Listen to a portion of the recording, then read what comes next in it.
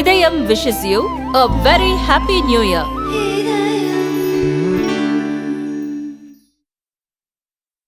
Iran உதவியுடன் சிரியாவில் இயங்கி வந்த ஆயுத ஆலையை ஓவர் நைட்டில் இஸ்ரேல் ராணுவம் துவம்சம் செய்தது ஈரானை அதிர்ச்சியில் ஆழ்த்தியுள்ளது. இஸ்ரேல் ராணுவத்திற்கும் ஹமாஸ், ஹிஸ்புல்லா, ஹவுதி போன்ற பயங்கரவாத அமைப்புகளுக்கும் இடையே கடந்த ஓராண்டுக்கும் மேல் மோதல் நடந்து வருகிறது. அதில் பயங்கரவாத அமைப்புகளுக்கு ஈரான் ஆயுத சப்ளை செய்து வருகிறது.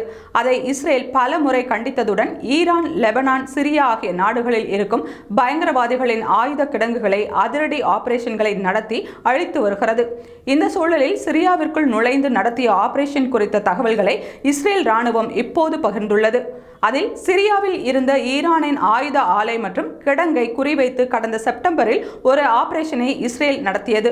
ஆபரேஷன் மேனி வேஸ் என்று அழைக்கப்பட்ட இந்த அதிரடி வேட்டையில் இஸ்ரேலிய விமானப்படையைச் சேர்ந்த 120 வீரர்கள் பங்கேற்றனர். ஒரே இரவில் சிரியாவில் நிலத்துக்கு அடியில் ரகசியமாக இயங்கி வந்த அந்த ஆலையை இஸ்ரேல் ராணுவம் துவம்சம் செய்தது என்று கூறப்பட்டுள்ளது. மேலும் ஹிஸ்புல்லா அமைப்புக்கு இந்த ஆலையில் இருந்துதான் ஆயுதங்கள் சென்றதாக குற்றம் சாட்டிய இஸ்ரேல், துல்லியமாக நடத்தப்பட்ட இந்த தாக்குதலில் எந்தவொரு இஸ்ரேல் வீரரும் காயமடையவில்லை என்றும் குறிப்பிட்டுள்ளது.